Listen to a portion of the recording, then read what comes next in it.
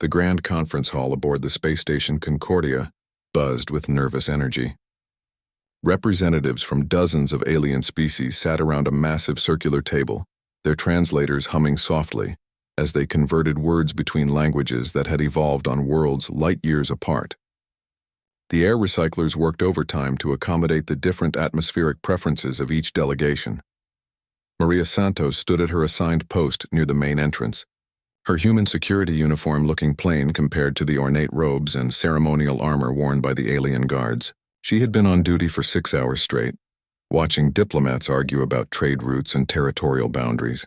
As one of only 12 humans working on Concordia, Maria often felt invisible among the more exotic species that dominated galactic politics. Prince Zethkar of the Valerian Empire commanded attention wherever he went. Standing nearly 8 feet tall, his crystalline body caught and refracted the conference room's lights into dancing rainbows across the walls. Like all Valerians, his skin was translucent, revealing the intricate network of energy channels that ran throughout his body. His heart, visible through his chest, pulsed with bright blue light that marked him as royalty among his people. The prince had been particularly active today, moving between different delegations and speaking passionately about the proposed peace treaty. Maria noticed he seemed more energetic than usual, his crystalline features bright with excitement. The Valerians had been at war with the Hegemony Coalition for over 30 years, and this treaty could finally bring peace to their border worlds. The terms are acceptable to the Valerian Empire, Prince Zethkar announced, his voice carrying the musical quality that all his species possessed. We agree to the proposed boundaries in the Kepler sector. A collective sigh of relief filled the room. Ambassador Threx of the Hegemony, a reptilian creature with scales that shifted color with his emotions, nodded approvingly. Then we can move forward with the signing ceremony tomorrow. That was when everything went wrong. Prince Zethkar took a step toward the central table, then stopped suddenly.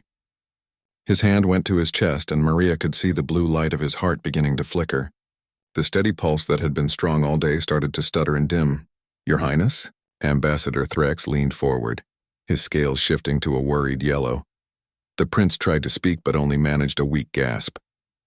His legs gave out and he collapsed to the floor with a crash that sent vibrations through the metal decking. His crystalline body, which had been glowing with health minutes before, now flickered like a dying light bulb. Chaos erupted in the conference hall. Alien delegates jumped to their feet, some rushing toward the fallen prince while others backed away in shock. Maria immediately activated her emergency beacon and called for medical assistance while moving to secure the area. "Nobody touch him," shouted Dr. Kreshetal, the station's chief medical officer. The insectoid physician scuttled into the room on his 6 legs, his medical scanner already humming in his clawed hands. Valerian physiology is extremely delicate. "Stand back!" Emperor Vexhan, who had been observing the negotiations from a private booth, materialized in the conference hall through his personal teleporter. The elder Valerian's crystalline body burned with angry red light as he knelt beside his son. Unlike the prince's blue royal glow, the emperor's heart pulsed with the deep purple light of the imperial bloodline. "What happened?" the emperor demanded, his musical voice now carrying undertones that made the metal walls vibrate. "My son was perfectly healthy this morning." Dr. Kreshetal ran his scanner over the prince's body, his compound eyes reflecting the readout displays. "His primary cardiac matrix is failing," he announced. "The energy flow through his crystalline network has become irregular. I've never seen anything like this in a Valerian of his age." Maria watched from her position by the door as more medical staff arrived. They brought sophisticated equipment that she didn't recognize, machines that hummed and beeped as they analyzed the prince's condition. The Valerians had been part of galactic civilization for over 1,000 years, and their medical technology was considered among the most advanced in known space. "His backup cardiac systems should have activated," Dr. Kreshetal muttered, adjusting his scanner settings. "Valerians have triple redundancy in their circulatory systems. For all 3 to fail simultaneously is virtually impossible." The Emperor's light grew brighter with anger. "Then explain what we're seeing, Doctor." "My son was the picture of health this morning. He passed all his medical examinations before this summit." More alien physicians arrived, representing different species and medical traditions. A floating ethereal medic drifted over the prince, its gaseous form shifting colors as it conducted some kind of energy-based examination. A mechanical construct doctor deployed dozens of microscanners that crawled over the prince's crystalline skin like tiny silver insects. Each expert offered a different theory. The ethereal suggested quantum resonance cascade failure. The construct hypothesized crystalline matrix contamination. Dr. Crescital proposed a rare genetic defect that only manifested under extreme stress. But none of their advanced scans and sophisticated theories could explain why a healthy young Valerian prince had suddenly collapsed. His heart continued to dim, the blue light growing weaker with each passing minute. Maria found herself studying the prince's symptoms with growing concern. She had served as a combat medic in the human colonial marines before taking the security job, and something about his condition looked familiar. The way his breathing had become shallow and rapid, the slight sweet smell she detected when she got close enough to help clear the area around him. "Doctor," she called out to Dr. Crescital, "has anyone checked his glucose levels?" The insectoid physician's mandibles clicked in what Maria had learned was the equivalent of a dismissive laugh. "Sergeant Santos, Valerians don't have pancreatic systems like humans do. They process energy through crystalline matrices, not biological sugar metabolism. Your primitive medical knowledge doesn't apply here." Several other alien medics made similar dismissive sounds. Maria felt her face flush with embarrassment, but she couldn't shake the feeling that she was seeing something important that everyone else was missing. The prince's condition continued to deteriorate. His crystalline skin, which should have been clear and bright, had taken on a cloudy appearance. The energy channels that were visible beneath the surface flickered irregularly. Like faulty electrical wiring, Emperor Vexhan stood up, his purple light now blazing so brightly that other delegates had to shield their eyes. "If my son dies because of negligence on this station, the Valerian Empire will consider it an act of war. The peace treaty will be void, and we will hold every species represented here responsible." The threat sent a chill through the assembled diplomats. The Valerian Empire controlled some of the most valuable trade routes in the galaxy, and their military was formidable. A war with them would devastate the galactic economy and cost millions of lives. Ambassador Threx's scales had turned a pale, sickly green. "Your Majesty, please. Our best medical minds are working on this. Surely there must be an explanation." "Then find it," the Emperor snarled, "before it's too late." Maria looked down at Prince Zethkar's fading form and made a decision. The alien doctors might have dismissed her, but she had sworn an oath as a medic to help anyone who needed it, regardless of species. If there was even a small chance she was right about what she was seeing, she had to investigate further. The galaxy's peace might depend on it. Maria Santos couldn't get the image of Prince Zethkar's cloudy crystalline skin out of her mind. 3 hours had passed since his collapse, and the alien medical team was no closer to finding answers. She had completed her security rounds twice, checking every corridor and access point in the diplomatic section, but her thoughts kept returning to the conference hall where the prince lay dying. The medical bay hummed with activity when she passed by during her patrol. Through the transparent aluminum windows, she could see at least a dozen different species of doctors working around sophisticated scanning equipment. Holographic displays showed the prince's body in 3 dimensions, with his failing energy systems highlighted in angry red. Dr. Crescital stood at the center of it all, his 6 legs clicking nervously against the floor as he coordinated the efforts. The insectoid physician had called in specialists from across the galaxy. A team of ethereal energy healers floated around the prince's bed, their gaseous forms shifting through the spectrum as they attempted to harmonize with his crystalline matrix. Mechanical construct doctors had deployed micro-repair drones that worked to identify any physical damage to his internal structures, but Maria had seen enough medical emergencies during her service with the colonial marines to recognize when doctors were grasping at theories instead of treating symptoms. They were so focused on exotic explanations that they might be missing something obvious. She made her way to the station's central computer terminal and accessed the dietary logs. As a security officer, she had clearance to review the consumption records of all diplomatic personnel. The system was designed to ensure that no one consumed anything that might be harmful to their species or used as a weapon. Prince Zethkar's recent records made her eyebrows rise. Over the past 3 weeks, he had purchased massive quantities of Terran glucose supplements from the Human Quarters Commercial District. The amounts were staggering, enough concentrated sugar to supply a human athlete for months. Maria pulled up the product specifications and felt her stomach drop. These weren't just simple glucose tablets. They were high-performance energy supplements designed for human endurance athletes, packed with synthetic enhancers and concentrated sweeteners. The warning labels clearly stated they were for human consumption only. She grabbed her data pad and hurried to the human quarter, a small section of Concordia, where Earth's merchant families had set up shop selling goods from home. The corridor was narrow compared to the grand passages designed for larger alien species, but it felt comfortable to Maria with its human-scale proportions and familiar lighting. The shop that had sold the supplements to the prince was called Exotic Earth Delicacies, run by a middle-aged human named Hendrik Mallory. Maria found him closing up for the day, packing various Earth foods into shipping containers. "Hendrik," she called out, showing her security badge, "I need to ask you about a recent customer." The merchant looked nervous.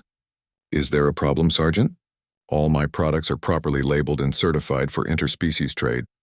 Tell me about the Valerian prince who's been buying glucose supplements from you." Hendrik's face went pale. "Prince Zethkar. He's been coming here for weeks. Very interested in human culture, especially our food. He said he wanted to understand what makes humans so adaptable and resilient." "How much did you sell him?" "A lot," Hendrik admitted. "He paid premium prices for the high-concentration athletic supplements. Said he wanted to experience human energy sources. I told him they were very potent, but he insisted. Royalty, you know? Hard to say no." Maria felt a cold certainty settling in her stomach. "Did you explain how human metabolism works? Did you tell him about insulin and blood sugar regulation?" "Well, no," Hendrik said defensively. "I'm just a merchant, not a doctor. He's an alien prince. I figured he knew what he was doing. His people have been spacefaring for centuries." She left Hendrik's shop and headed straight back to the medical bay. Dr. Kreshtal was still surrounded by holographic displays and chattering alien physicians when she approached. "Doctor, I need to speak with you about the prince's condition." The insectoid's compound eyes fixed on her with obvious irritation. "Sergeant Santos, we're dealing with a complex medical emergency here. I don't have time for amateur diagnoses from a security guard." "I'm not just a security guard," Maria said firmly. "I'm a trained combat medic and I've seen these symptoms before. The prince has been consuming massive amounts of human glucose supplements for weeks." Dr. Kreshtal's mandibles clicked dismissively. "And? Valerians can process many different energy sources through their crystalline matrices. A little extra sugar wouldn't affect their systems. A little extra sugar maybe, but not the amounts he's been taking.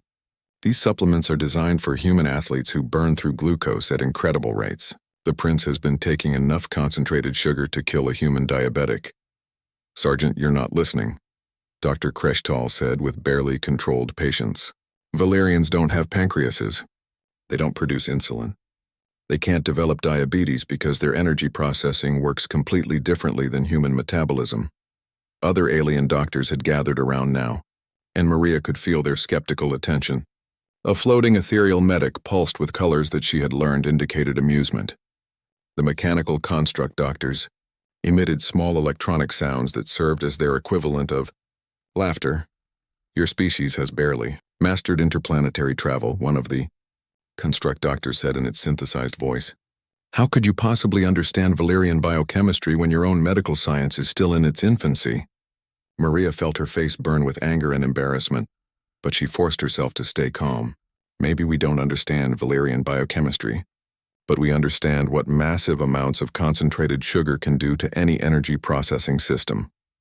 The crystalline matrices are nothing like your primitive biological organs," Dr. Kreshtal insisted. "They're quantum mechanical structures that operate on entirely different principles." Through the medical bay's windows, Maria could see Prince Zethkar on the examination table. His heart's blue light had dimmed to barely a flicker, and his crystalline skin looked more cloudy than ever. Whatever the alien doctors were trying wasn't working. She thought about her training on Mars colony, treating soldiers who had suffered diabetic emergencies in the harsh environment of the terraforming project. The symptoms weren't identical, but they were similar enough to make her certain she was on the right track. "Doctor, what if the crystalline matrices work more like biological systems than you think? What if massive sugar overload can damage them the same way it damages human cells?" "Impossible," Dr. Kreshetal said flatly. The energy conversion process is completely different. Crystalline matrices don't break down glucose through chemical reactions like your organic systems do. But Maria noticed that one of the younger alien physicians, a reptilian doctor from the hegemony delegation, was looking thoughtful. Dr. Synth had been quiet during most of the discussion, but now she spoke up. Actually, Dr. Synth said slowly, there might be some merit to the human's theory. Both crystalline matrices and biological cells process energy by converting one form into another. If the input energy becomes too concentrated or unbalanced, nonsense, Dr. Kreshetal cut her off. You're letting primitive thinking cloud your judgment. Through the medical bay windows, Prince Zethkar's heart gave a particularly weak flutter. The monitoring equipment began beeping more urgently. Whatever time they had left was running out, and the alien medical team was no closer to a solution than when they had started. Maria looked at the dying prince and made a decision that would either save his life or end her career on Concordia. She was going to prove her theory, whether the alien doctors wanted to listen or not. Maria knew she was taking a huge risk, but Prince Zethkar was dying and the alien doctors were getting nowhere with their advanced theories. She had to find proof that her simple explanation was correct, even if it meant breaking a few station regulations. The security office was quiet during the night shift. Maria sat at her terminal and began accessing files that were technically outside her clearance level. Her military intelligence training had taught her how to navigate computer systems without leaving obvious traces, skills that were supposed to be used against enemy forces, not her own employers. First, she pulled up the complete medical records for Prince Zethkar's stay on Concordia. The data was extensive. Valyrian royalty received constant health monitoring. What she saw confirmed her worst fears. His energy matrix readings had been showing subtle irregularities for the past 2 weeks, right around the time he started purchasing the glucose supplements. The pattern was clear once she knew what to look for. Each spike in his energy readings corresponded to a major purchase from Hendrik's shop. The prince's crystalline matrix had been struggling to process the massive sugar loads, and the strain was gradually building up until his system couldn't handle it anymore. Next, she accessed the station's xenobiology database and cross-referenced human metabolic disorders with known Valyrian physiology. The official medical texts insisted that the two species were too different for comparison, but Maria dug deeper into the theoretical physics behind crystalline energy matrices. What she found was fascinating. The matrices worked by converting matter into energy through quantum field manipulation, but the process required precise harmonic frequencies to function properly. Too much input energy could overwhelm the system and cause cascade failures, exactly like what happened to human cells during diabetic ketoacidosis. She was so absorbed in her research that she almost missed the soft footsteps approaching her workstation. Maria quickly minimized her screens and turned to see Dr. Synth, the reptilian physician who had seemed interested in her theory earlier. Sergeant Santos, Dr. Synth said quietly, I hope I'm not disturbing you. Dr. Synth, what brings you to the security office at this hour? The reptilian doctor's scales were a thoughtful blue-green color as she moved closer. I've been thinking about what you said in the medical bay, about the sugar poisoning theory. Maria carefully kept her expression neutral. And I reviewed some of the prince's recent scans, and there are anomalies that our standard Valyrian medical protocols don't account for. The harmonic frequencies in his crystalline matrix are showing interference patterns that remind me of metabolic disruption in carbon-based species. This was the opening Maria had been hoping for. Would you like to see what I've found? She restored her research screens and walked Dr. Synth through her discoveries. The reptilian physician's eyes grew wider as she saw the correlation between the prince's supplement purchases and his declining health readings. This is remarkable, Dr. Synth breathed. You're suggesting that his crystalline matrix has been suffering from the equivalent of chronic hyperglycemia.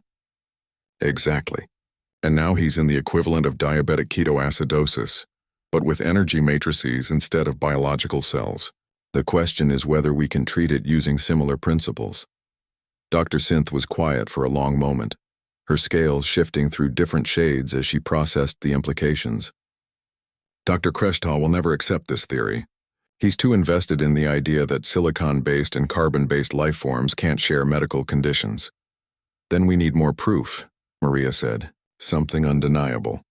They spent the next 2 hours building a comprehensive case. Maria accessed the chemical composition data for the glucose supplements, while Dr. Synth pulled up detailed schematics of Valerian crystalline matrices. Together, they mapped out exactly how the massive sugar loads would have affected the prince's energy processing systems. The evidence was overwhelming once they put it all together. The high-concentration supplements hadn't just provided extra energy. They had flooded the prince's matrices with more glucose than the quantum fields could properly convert. The excess had created harmonic distortions that gradually damaged the crystalline structures, leading to the cascade failure they were witnessing. "We need to present this to the medical team immediately," Dr. Synth said. "Wait," Maria stopped her. "There's something else we need to check first." She brought up the prince's current medical readings and compared them to historical data on human diabetic emergencies. If her theory was correct, there should be specific markers that would prove the crystalline matrices were suffering from sugar poisoning. What she found sent a chill down her spine. The prince's condition was worse than she had realized. His energy matrices weren't just failing, they were actively breaking down as the quantum fields collapsed under the strain of the harmonic distortions. "How long does he have?" she asked Dr. Synth. The reptilian physician ran quick calculations on her data pad. Based on the current rate of matrix deterioration, perhaps 6 hours. "Maybe less." Maria stood up abruptly. "Then we can't wait for Dr. Kreshtal to accept our theory. We need to act now." "What are you suggesting?" "I'm suggesting we save the prince's life first and worry about medical protocols later." Dr. Synth's scale shifted to a worried yellow. "That's a dangerous proposition, Sergeant. If we're wrong, we could kill him. And if we're right but proceed without proper authorization, our careers will be over." Maria thought about Emperor Vexan's threat earlier. If the prince died, it wouldn't just be their careers at stake. It would mean war between the Valerian Empire and the rest of the galaxy. Millions of lives hung in the balance. "Dr. Synth, I've seen what war does to people. I've pulled soldiers out of burning ships and held them while they died far from home. If there's even a chance we can prevent that from happening to entire worlds, we have to try." The reptilian physician was quiet for a long moment. Finally, she nodded. "What do you need from me?" "Access to the medical bay and someone who understands Valerian physiology well enough to adapt human diabetic treatments to crystalline matrices." "That's a tall order. The treatments you're talking about have never been attempted on a non-carbon-based life form." "Then we'll be making history," Maria said grimly, "one way or another." As they prepared to leave the security office, Maria's communication device chimed with an emergency alert. Prince Zethkar's condition had taken another turn for the worse. His heart's blue light was now barely visible, and the monitoring equipment was showing critical readings across all systems. Dr. Synth's scales went pale. "We're out of time." Maria grabbed her emergency medical kit, a remnant from her Marine Corps days that she always kept in her locker. "Then we'd better get moving." They hurried through the corridors toward the medical bay, their footsteps echoing in the quiet night shift atmosphere. Maria knew they were about to attempt something that had never been tried before, using human medical knowledge to save an alien life in ways that the galaxy's most advanced physicians couldn't imagine. The stakes couldn't be higher. If they failed, the prince would die and the galaxy would burn. If they succeeded, they would prove that sometimes the simplest explanations were the right ones, even when dealing with the most advanced alien civilizations. Either way, Maria Santos was about to discover whether her faith in human medical knowledge was justified or whether she was about to make the biggest mistake of her life. The medical bay was in chaos when Maria and Dr. Synth arrived. Alarms blared as Prince Zethkar's vital signs plummeted to critical levels. His crystalline heart had dimmed to almost nothing, just a faint flicker of blue light that seemed ready to disappear entirely. The alien medical team worked frantically around his bed, their sophisticated equipment humming with desperate activity. Dr. Kreshtal looked up as they entered, his compound eyes reflecting exhaustion and frustration. "Dr. Synth, where have you been? We've tried everything. Quantum resonance therapy, crystalline matrix reconstruction, even experimental energy field manipulation. Nothing is working." "Doctor," Maria spoke up, "we need to discuss alternative treatment options." "Sergeant Santos, this is not the time for amateur theories. The prince is dying, and we need real medical solutions, not speculation from a security guard." Dr. Synth stepped forward, her scales showing determined yellow stripes. Dr. Crescital, I've reviewed Sergeant Santos's research and I believe she's identified the actual cause of the prince's condition. The insectoid physician's mandibles clicked in agitation. Not this glucose poisoning nonsense again. I've told you Valerian physiology doesn't work that way. Look at his quantum resonance patterns, Dr. Synth insisted, pointing to one of the holographic displays. The harmonic distortions match exactly what we would expect from metabolic poisoning in carbon-based life forms. Dr. Crescital glanced at the readings, then dismissed them with a wave of his clawed hand. Coincidence. The patterns could be caused by any number of matrix failures. Maria pulled out her datapad and showed him her research. Doctor, I've documented the correlation between the prince's supplement purchases and his declining health. The evidence is overwhelming. Even if your theory were correct, Dr. Crescital said impatiently, which it isn't, we have no way to treat crystalline matrix poisoning using primitive human medicine. That was when the monitoring equipment let out a long, steady alarm tone. Prince Zethkar's heart had stopped completely. The blue light that had been flickering weakly was now completely dark. Full cardiac arrest, announced one of the construct doctors. Beginning emergency matrix stimulation. The medical team rushed into action, deploying energy field generators around the prince's body. Beams of coherent light played across his crystalline skin as they tried to restart his heart manually. For several tense minutes, the only sounds in the room were the hum of machinery and the urgent clicking of Dr. Crescital's mandibles. Nothing worked. The prince's heart remained dark and still. We're losing him, Dr. Synth whispered. Maria watched the alien physicians exhaust their arsenal of advanced treatments and felt a cold certainty settle in her stomach. They were going to let the prince die because they refused to consider that human medicine might have something to offer. Dr. Crescital, she said loudly, you've tried everything else. What do you have to lose by trying my approach? Your approach could kill him instantly, the insectoid physician snapped. He's already dead, Maria pointed out. His heart stopped. Your advanced treatments aren't working. Give me 5 minutes to try something different. Through the medical bay's windows, she could see Emperor Vexhan pacing in the observation area. The Valerian ruler's crystalline body blazed with angry purple light as he watched his son's lifeless form. Maria knew that when the Emperor's grief turned to rage, the consequences would be catastrophic for the entire galaxy. Dr. Crescital looked at the flatlined monitors, then at his team of exhausted alien physicians. Fine, he said finally. 5 minutes. But I want it on record that I'm only allowing this because conventional treatment has failed. Maria moved quickly to the prince's bedside and opened her emergency medical kit. Inside were the basic tools of human emergency medicine, instruments that looked primitive compared to the alien equipment surrounding them, but had saved countless lives during her military service. Dr. Synth, I need you to help me calculate dosages. We're going to treat his crystalline matrices like a massive case of diabetic ketoacidosis. The reptilian physician nodded and pulled up Valerian physiological data on her scanner. What do you need? First, we need to flush the excess glucose from his system and stabilize his energy processing. Then we need to reset the harmonic frequencies in his crystalline matrices. Maria prepared a solution that would have seemed absurd to any alien. Physician, a combination of insulin analogs and harmonic frequency modulators, designed to treat a condition that wasn't supposed to exist in silicon-based life forms. Sergeant, this is madness, Dr. Crescital protested. You're mixing biological compounds with quantum field manipulators. The interaction could cause cascade failures throughout his entire matrix network. The cascade failures are already happening, Maria replied calmly. We're just trying to stop them. She inserted a modified IV line into one of the prince's crystalline energy channels, a procedure that made several alien physicians gasp in horror. In their medical tradition, direct intervention in the energy channels was considered extremely dangerous. Beginning treatment, Maria announced. The insulin analogs went in first, designed to help process the massive glucose overload that was poisoning the prince's system.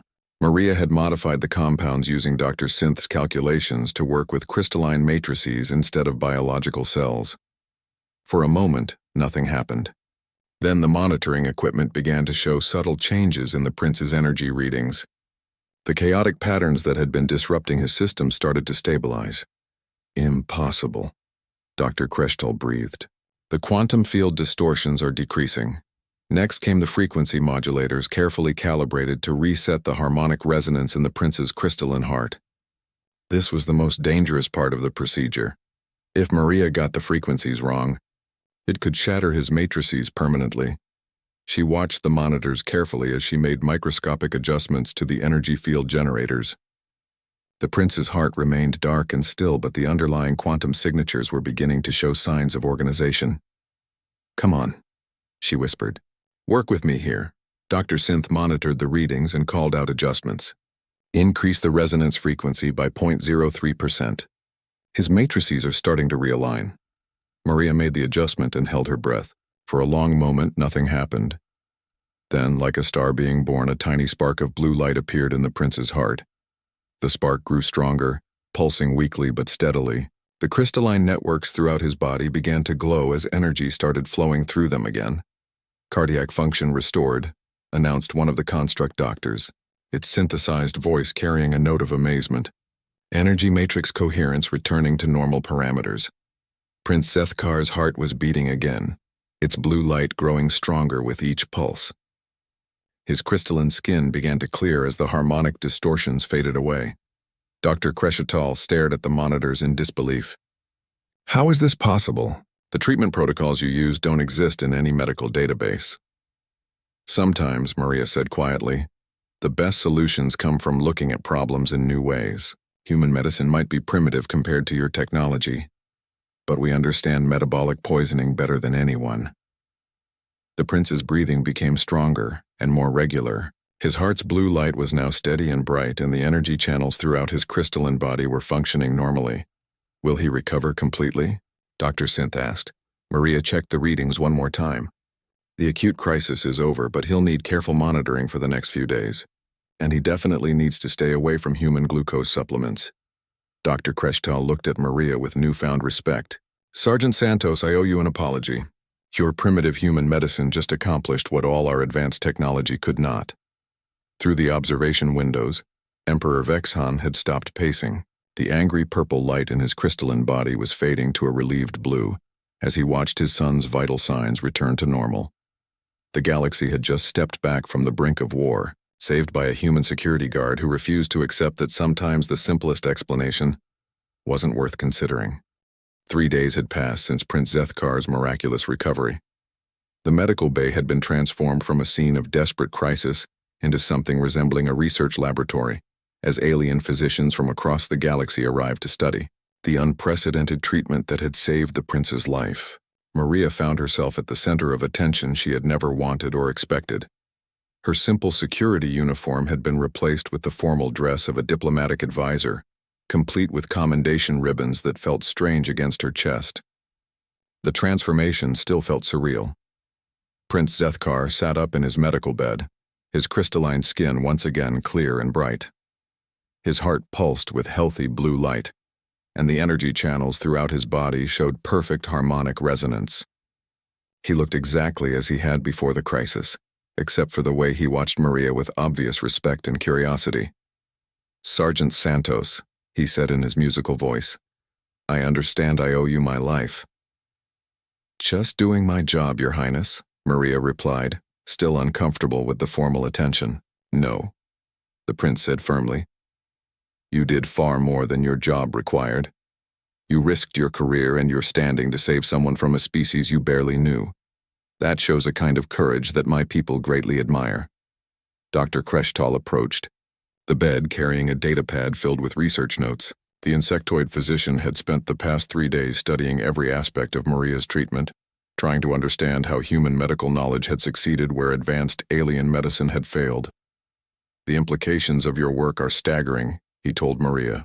"We've discovered that crystalline matrix energy processing has far more in common with biological metabolism than we ever imagined. Your treatment protocol is already being adapted for use with other silicon-based species." Dr. Synth, who had become Maria's unofficial research partner, nodded enthusiastically. "We're establishing a new field of study, comparative metabolic medicine. The idea that different forms of life might share similar physiological vulnerabilities could revolutionize how we approach interspecies medical care." Emperor Vexhan entered the medical bay, his imposing crystalline form now radiating calm purple light instead of the angry red they had seen during the crisis. Behind him walked Ambassador Threx and representatives from a dozen other species, all gathered for what had become an impromptu diplomatic celebration. "Sergeant Santos," the Emperor said formally, "the Valyrian Empire wishes to express its profound gratitude for your service. You have not only saved my son's life, but prevented a war that would have devastated our corner of the galaxy." He gestured to one of his aides, who brought forward an ornate crystalline pendant that sparkled with inner light. "I present you with the Order of Life Preservation, the highest civilian honor our empire can bestow. You are the first human to receive this recognition." Maria accepted the pendant with hands that shook slightly. The crystal felt warm against her palms and seemed to pulse with a gentle rhythm that matched her heartbeat. "Thank you, Your Majesty. I'm honored." Ambassador Threx stepped forward, his reptilian scales showing pleased green patterns. "The Hegemony Coalition would also like to recognize your service, Sergeant. Your actions ensured that our peace negotiations could continue. The treaty we signed yesterday will bring stability to 17 star systems and protect millions of lives." Prince Zethkar carefully stood up from his bed, moving slowly but steadily. "There's something else," he announced. "I've spoken with the Galactic Medical Council, and they've agreed to establish a new research institute focused on interspecies medical cooperation. Sergeant Santos, I would like you to serve as the institute's first director of comparative medicine." Maria felt her jaw drop. "Your Highness, I'm not qualified for such a position. I'm just a combat medic and security guard." "You're the person who saved my life when the galaxy's most advanced physicians couldn't," the prince replied. "You saw connections that eluded specialists who had studied for centuries. That kind of insight is exactly what the Institute needs." Dr. Crescital clicked his mandibles in agreement. "Sergeant Santos, your unconventional approach to medical problems could benefit countless species. The position would allow you to work with medical teams from across the galaxy, sharing knowledge and developing new treatment protocols." The offer was tempting, but Maria had to be honest about her limitations. "I appreciate the confidence you're showing in me, but I think I can serve better in a support role. Dr. Synth has the medical expertise and diplomatic experience to run such an institute. I'd be honored to work with her as a research consultant." Dr. Synth's scales brightened with surprise and pleasure. "You would do that? Work together on this project?" "We make a good team," Maria said simply. "You understand the science and I understand how to think outside the box. Together we might be able to help a lot of people." Emperor Vexahan nodded approvingly. "Wisdom beyond your years, Sergeant. Very well, Dr. Synth will serve as director, with you as chief research consultant. The Valyrian Empire will provide full funding for the Institute's operations," Ambassador Threx added. "The Hegemony Coalition will also contribute resources and personnel. This institute could become one of the most important medical facilities in known space." Prince Zethkar moved closer to Maria, his crystalline features showing genuine warmth. "There's one more thing I'd like to ask of you, Sergeant. I've been thinking about what led to my crisis, and I realize it was my curiosity about human culture that nearly killed me. Rather than let that discourage me, I'd like to learn more. Safely this time." He gestured toward a small table where someone had arranged a selection of Earth foods, simple items like bread, fruit, and cheese, nothing that could overload anyone's system with concentrated sugars. "Would you share a meal with me and tell me about your people? I want to understand what makes humans so adaptable, so willing to help others even when it's not in their obvious interest." Maria looked around the medical bay at the assembled aliens. Species that had seemed impossibly exotic and advanced just a week ago, now looking at her with respect and genuine friendship. The barriers between species suddenly seemed less important than the similarities they shared. "I'd be happy to, Your Highness. But you'll have to start with small portions and work your way up. Human food can be dangerous if you're not careful." The prince's crystalline features shaped themselves into what might have been a smile. "I promise to follow your medical advice exactly, Dr. Santos." "I'm not a doctor," Maria protested. "You are now," Dr. Kreshtal said firmly. "The Galactic..." Medical Council has voted to grant you an honorary doctorate in xenobiology in recognition of your groundbreaking work in interspecies medicine. As they sat down to share the simple meal, Maria reflected on how drastically her life had changed. A week ago, she had been an invisible security guard, dismissed by most aliens as a primitive human. Now she was helping to establish a new field of medicine and building friendships across species lines. The conversation over dinner was fascinating. Prince Zethkar asked dozens of questions about human physiology, culture, and history.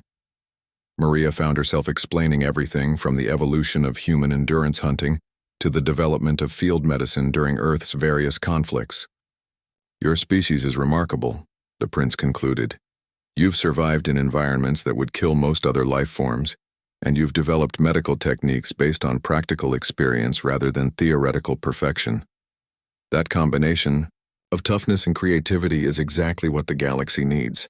As the evening wound down, Maria looked around at her new friends and colleagues. The galaxy was a much smaller and friendlier place than she had imagined when she first arrived on Concordia. To new partnerships, Ambassador Threx proposed, raising a glass of hegemony wine. To understanding between species, Emperor Vexhan added, his crystalline form glowing with contentment. To the humans, Prince Zethkar said with a musical laugh, may they continue to surprise us with their simple solutions to impossible problems. Maria raised her own glass, thinking about all the human security guards, medics, and merchants scattered across the galaxy, quietly doing their jobs and helping where they could. To the future, she said simply, whatever it brings. The future, she reflected, was looking brighter than anyone could have imagined.